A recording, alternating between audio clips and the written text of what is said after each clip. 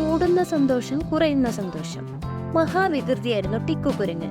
മാവിൽ കയറിയിരിക്കും. അതുവഴി പോകുന്നവരുടെ തലയിലേക്ക് മാങ്ങ പറിച്ചെറിയും. ഏറുകൊണ്ട് വേദനിച്ച് കരയുന്നവരെ നോക്കി പൊട്ടിച്ചിരിക്കും. ഇതാണ് ടിക്കുവിന്റെ പതിവ്.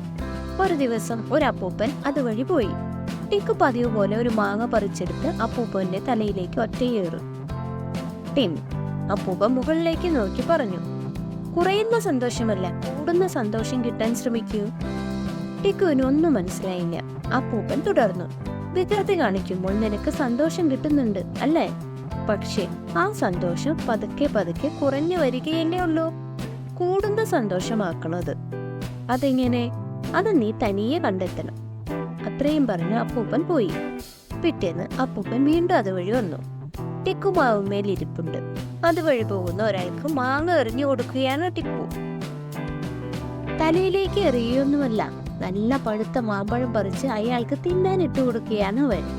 ആ യാത്രക്കാരൻ സന്തോഷത്തോടെ ടിക്കുവിന് തിന്നാൻ സഞ്ചിയിൽ നിന്ന് കുറച്ച് കടല എടുത്തു കൊടുത്ത് നടന്നുപോയി. അത് കണ്ട അപ്പൂപ്പൻ പറഞ്ഞു, മിടുക്കൻ, കൂടുന്ന സന്തോഷം നീ കണ്ടുപിടിച്ചല്ലോ. മറ്റുള്ളവരെ വേദനിപ്പിച്ച് കിട്ടുന്ന സന്തോഷം തൽക്കാലത്തേക്ക് മാത്രമാണ്. അത് വേഗം കുറയും. എന്നാൽ മറ്റുള്ളവരെ സഹായിക്കുമ്പോൾ നമുക്ക് മാത്രമല്ല അവർക്കും സന്തോഷമാവും.